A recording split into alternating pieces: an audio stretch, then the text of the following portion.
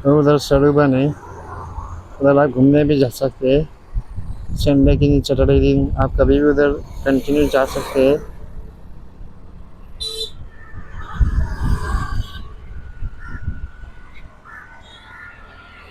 ये भाटिया बीच है।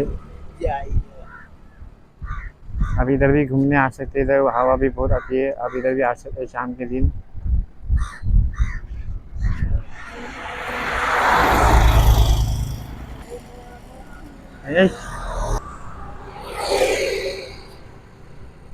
उधर उस साइड कसला भाटिया, इधर कसला है।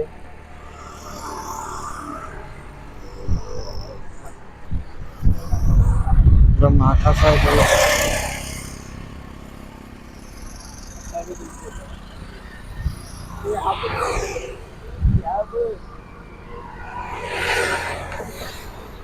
ये देखो, ये बनाव समंदर में जा रहा है।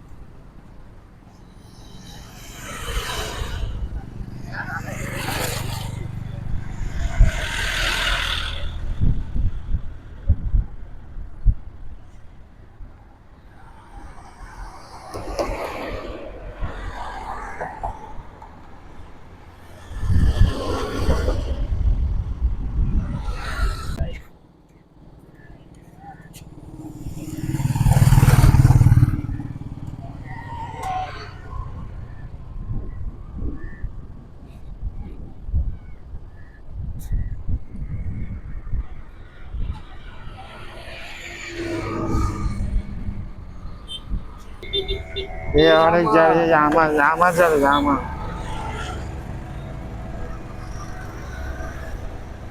समुद्र में यामा जा रही है।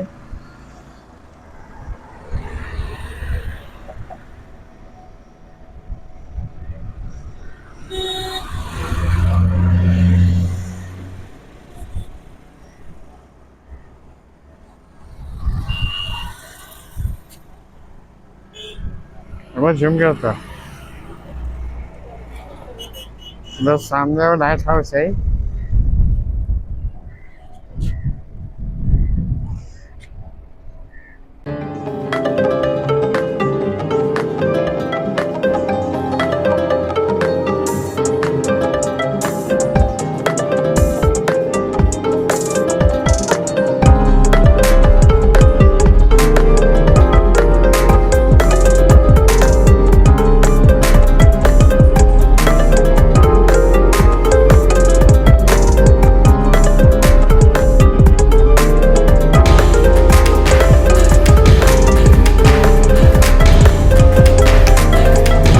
नमस्कार मंडळी, आपल्या मालवण सिरीज मधल्या या चौथ्या एपिसोडमध्ये आपले स्वागत। सध्या आपण मालवण जवळील बीचेस आणि इतर पर्यटनाची ठिकाणे पाहत आहोत।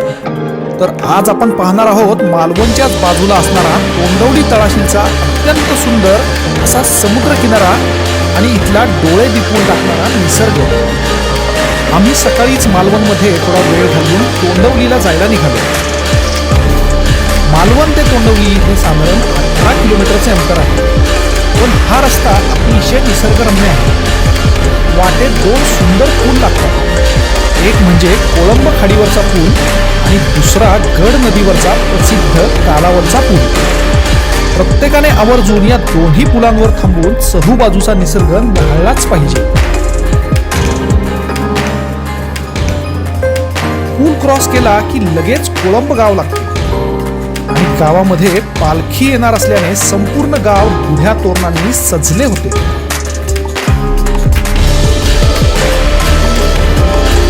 थोडे पुढे गेले की लागतो तो गड नदीवरचा कालावरचा पूल। गड नदीच्या किनाऱ्यावरचे हे कौलारू घरांचे गाव अतिशय देखणे दिसत होते। पुढे तोंडवली गावाचा फाटा लागतो, इथून पुढे आपल्याला डावीकडे वळावे लागते।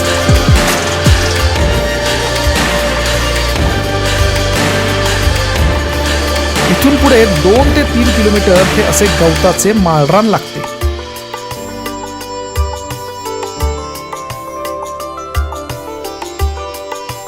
थोडे पुढे गेले की एका वळणावर आपल्याला अचानक अथांग समुद्राचे विराट दृश्य दिसते।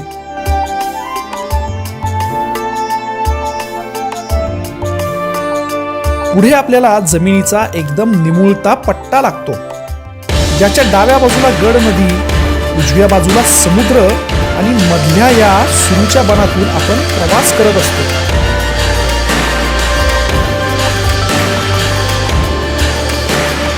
आणि पुढे चालू होते ते तोंडवली गाव.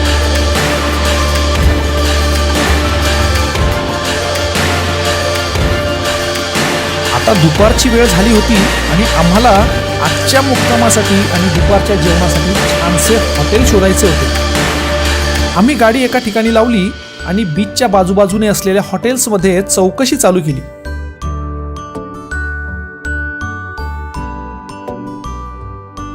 दोन तीन ठिकाणी चौकशी केल्यानंतर आम्ही हे समुद्राला लागूनच असलेले गुरुकृपा बीच रिसॉर्ट निवडले.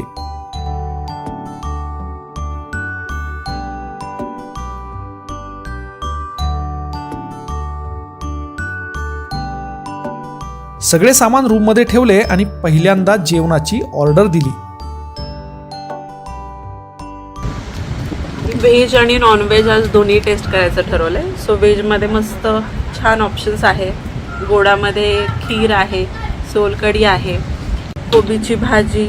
नॉनव्हेजमध्ये तर मस्तपैकी छान सुरमई फ्राय आहे, रस्सा आहे, सोलकढी, भात आणि पोळी. आमच्याबरोबर या रिसॉर्टमध्ये राहायला असलेल्या कोल्हापूरच्या शर्मा कुटुंबाने कराओकेचा संपूर्ण सेटच आणला होता आणि मस्त मैफिल जमली होती.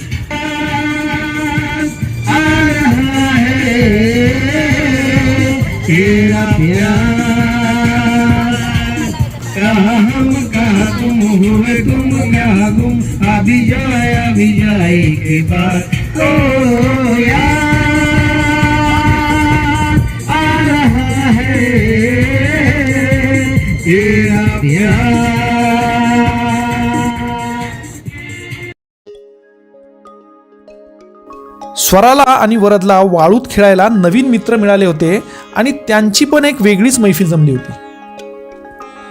दुपारी पोटभर जेवण झालं आणि आता 1 तास विश्रांती करून या सुरूच्या बनात समुद्राच्या बाजूला बसून मस्त गरमागरम चहाचा अनुभव घेतोय. या मंडळी चहा प्यायला. नंतर 1 तासभर आराम करून आम्ही निघालो ते तळाशीलच्या संगम पॉइंट जवळ. जमिनीचा हा जो निमुळता पट्टा समुद्रात तयार झाला आहे, त्यात सुरुवातीला लागते ते तोंडवली गाव, जिथे आम्ही राहिलो आहे, आणि पुढे शेवटी लागते ते तळाशील गाव, तळाशील बीच आणि गड नदी आणि समुद्राचा संगम. तोंडवलीतून पुढे तळाशीलकडे जाताना आपल्याला उजव्या बाजूला छान निसर्गाचा व्ह्यू पाहता येतो.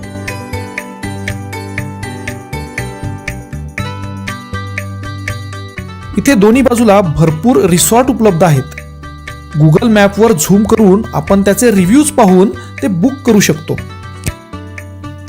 संगम पॉइंटच्या साधारण 1 किलोमीटर अलीकडेपर्यंतच आपण गाडी घेऊन जाऊ शकतो आणि तिथून पुढे बीचवरून चालत आपल्याला पुढे जावे लागते.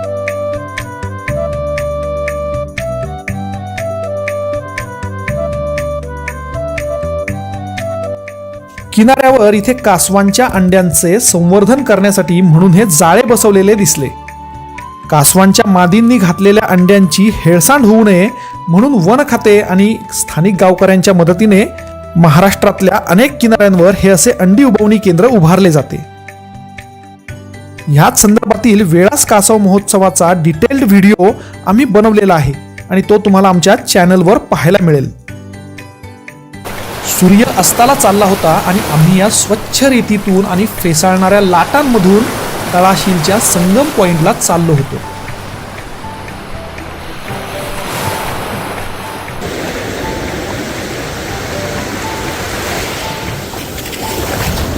साधारण 10 मिनिटे त्या वाळूतून चालत गेल्यावर आम्ही तळाशील बीच आणि गड नदीच्या संगमाला पोहोचलो.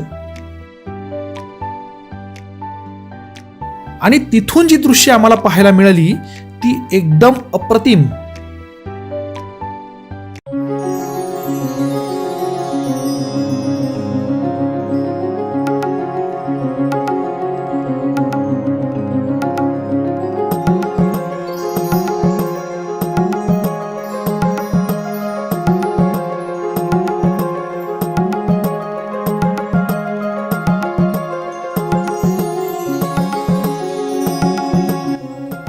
तळाशीलच्या पुढे गड नदीच्या पहिल्या तीरावर सर्जेकोट बंदर आणि सर्जेकोट किल्ला पाहायला मिळतो.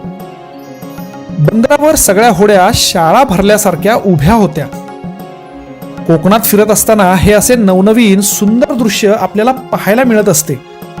फक्त त्यातले सौंदर्य आपल्याला शोधता आले पाहिजे.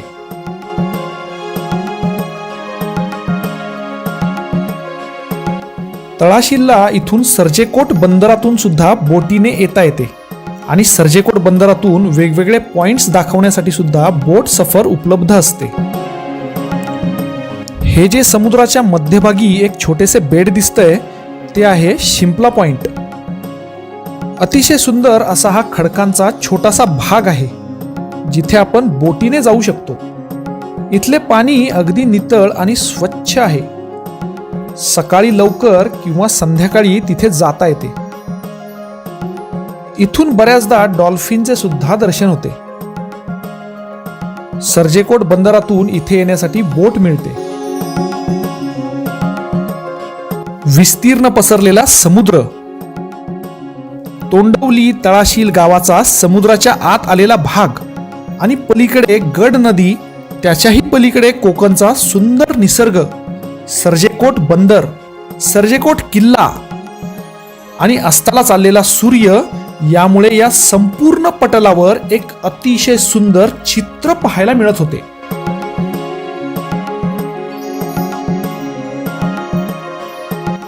स्वरा आणि वरद या आमच्या दोन्ही सिव्हिल इंजिनियर्सनी तोपर्यंत बीचवर नेहमीप्रमाणे एक मस्त किल्ला केला होता. वरदने गडाला जाण्यासाठी म्हणून एक भुयारी मार्ग तयार केलाय आणि हा इथे यांचा भुईकोट किल्ला तयार झालाय.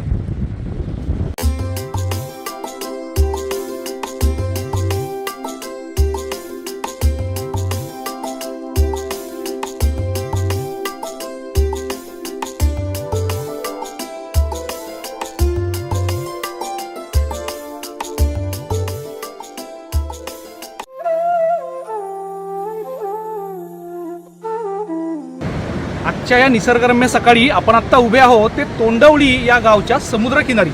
माझ्या मागं तुम्ही पाहू शकता हा अथांग पसरलेला अरबी समुद्र आहे. ही सुंदर पांढऱ्या रंगाची रेती आहे आणि समोरच्या बाजूला सुंदर सुरूचं बन, तोंडवली गाव आणि पलीकडं गड नदी आहे. त्या गड नदीच्या पलीकडे आपण सुंदर असा सह्याद्रीचा व्ह्यू पाहू शकतो. संध्याकाळचा समुद्र आणि सकाळचा समुद्र यांचा अनुभव खूप वेगळा असतो. सकाळी स्वच्छ सूर्यकिरणे समुद्राच्या लाटांवर पडून लाटांना एक वेगळीच चमक येत असते. आमच्या सोबत रिसॉर्टमध्ये राहायला असलेल्या धनश्री शर्माताईंनी बीचवरच्या वाळूत एक सुंदर कलाकृती काढली.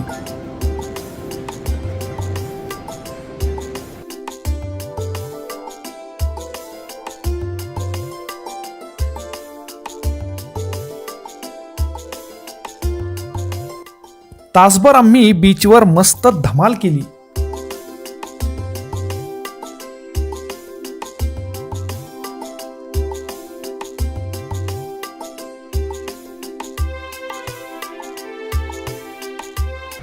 आज आपल्या नाश्त्याला मस्त गरमागरम खोबरं कोथिंबीर पेरून मस्त पोहे आहेत.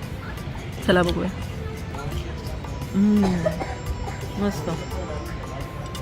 नाश्ता करून आम्ही निघालो गड नदीमधील पानखोल जुवा बेट पाहायला.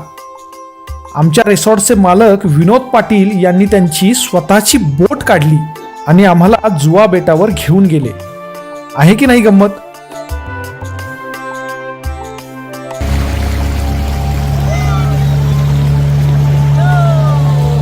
कालावलच्या खाडीत गड नदी पात्रात असलेले हे बेट खूप सुंदर आहे. साधारण 150 लोक या बेटावर राहतात. याची संपूर्ण माहिती देणारा व्हिडिओ पुढच्या एपिसोडमध्ये आम्ही बनवला आहेच, तो सुद्धा नक्की पहा.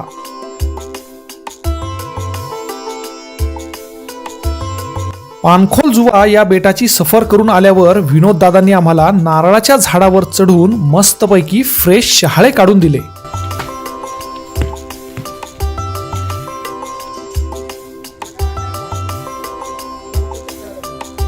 मालवणामधल्या या तोंडवळी आणि तळाशील समुद्रकिनाऱ्याजवळ आपल्याला राहण्याचे खाण्याचे मस्त पर्याय उपलब्ध आहेत. सी फेसिंग रेस्टॉरंट्स आणि होमस्टेज खूप रिझनेबल रेटमध्ये अवेलेबल आहे तिथे. आणि इथलं जेवण अगदीच खूप टेस्टी, म्हणजे अगदी टिपिकल मालवणी स्टाईलचं आपल्याला मिळतं, त्यामुळे मजा येते. आता वेळ झाली होती परतीचा प्रवास सुरू करण्याची. 4 दिवस आम्ही मालवण परिसरात मनसोक्त फिरलो, निसर्गाचा छान अनुभव घेतला, अनेक लोकांना भेटलो, कोकणी पाहुणचाराचा आस्वाद घेतला. हे सर्व आम्ही 5 एपिसोडमधून तुमच्या समोर मांडत आहोत. मालवण सिरीजमधील बाकीचे एपिसोड्स तुम्ही पाहिले नसतील तर ते सुद्धा पहा आणि आमच्या चॅनलला सबस्क्राईब जरूर करा, जेणेकरून आम्हाला असेच नवनवीन व्हिडिओज बनवायला प्रोत्साहन मिळत राहील. तर चला मित्रांनो, भेटू पुढच्या व्हिडिओमध्ये. तोपर्यंत नमस्कार. ये उड़ी आई है अभी, ये यामा यामा देखो 10 समंदर में जा रही है.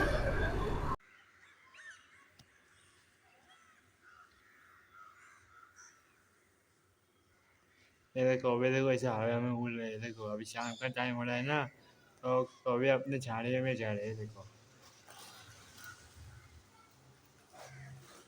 क्या नज़ारा, देखो ऊपर का कौवे का. देखो आप देख सकते कौवे. अभी शाम का टाइम हो, तो अपने सब कौवे अपने झाड़ियों में जा रहे हैं. ये कौवे. और रात का समय देखो, मगरिब के पहले का समय देखो, कितना क्लाइमेट अच्छा है वो. ये देखो आप देख सकते हैं. देखो कौवे देखो. और क्लाइमेट अगर अच्छी लगी तो लाइक शेयर और सब्सक्राइब जरूर करना. अगले वीडियो आराम से जल्दी मिलेंगे.